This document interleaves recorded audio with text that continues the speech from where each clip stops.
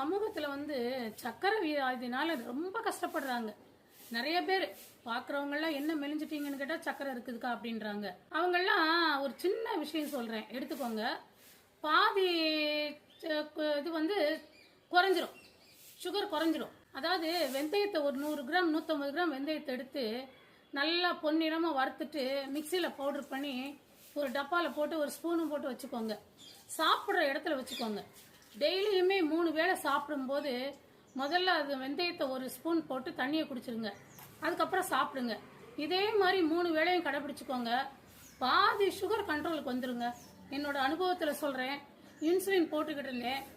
இப்போ பாதி வெந்தயம், இன்னொரு மெடிசன் சாப்பிட்டுக்கிட்டு இருக்கேன். இன்சுலின் போடுறதே குறைச்சிட்டேன். இன்சுலினே போடலை. என்னோட காம்பினேஷன் இன்சுலின் கிடைக்கல. பார்த்தேன், நான் இந்த உணவுப் பொருட்களே கரெக்டாக கொண்டு வந்துருவோம் அப்படின்னு சொல்லிட்டு சாப்பிட்டுக்கிட்டு இருக்கேன். இப்போ எனக்கு எந்த ப்ராப்ளமும் இல்லை, நல்லா இருக்கிறேன்.